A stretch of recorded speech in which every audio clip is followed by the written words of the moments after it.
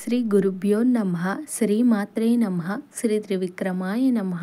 ఈరోజు వీడియోలో బంగారాన్ని ఏ నక్షత్రం ఉన్న రోజున తాకట్టు పెట్టకూడదు, ఏ నక్షత్రం ఉన్న రోజున తాకట్టు పెడితే మరలా మనకు ఆ బంగారం తిరిగి వస్తుంది అనే అంశాన్ని గురించి తెలుసుకుందాం. ముందుగా ఏ నక్షత్రాలలో తాకట్టు పెట్టకూడదో తెలుసుకుందాం.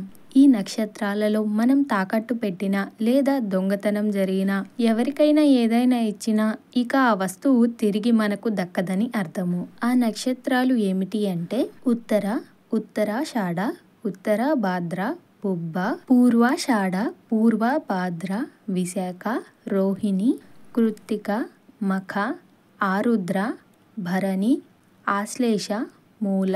ఈ 14 నక్షత్రాలలో కూడా తాకట్టు అనేది పెట్టకూడదు.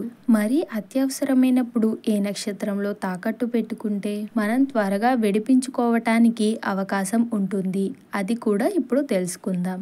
శ్రవణం, ధనిష్ట, శతభిషం, హస్త, చిత్త, స్వాతి, పుష్యమి, పునర్వసు, మృగశిర, అశ్వని, రేవతి, అనురాధ. ఈ 12 నక్షత్రాలలో కూడా మీరు తాకట్టు అనేది పెట్టుకోవచ్చు. అలాగే మనకు అత్యవసరమైనప్పుడు అప్పులు చేస్తూ ఉంటాం కదా, 3 నక్షత్రాలు ఉన్నాయి. ఆ 3 నక్షత్రాలలో గనక మనం అప్పు చేస్తే త్వరగా తీరిపోతాయి. ఆ నక్షత్రాలు ఏవంటే మృగశిర, చిత్త, ధనిష్ట. ఈ 3 నక్షత్రాలలో తాకట్టు పెడితే త్వరగా తీరిపోతాయి. విన్నారు కదా, ఏ రోజున తాకట్టు పెట్టకూడదు, అలానే ఏ రోజున తాకట్టు పెట్టాలి అనే విషయాన్ని.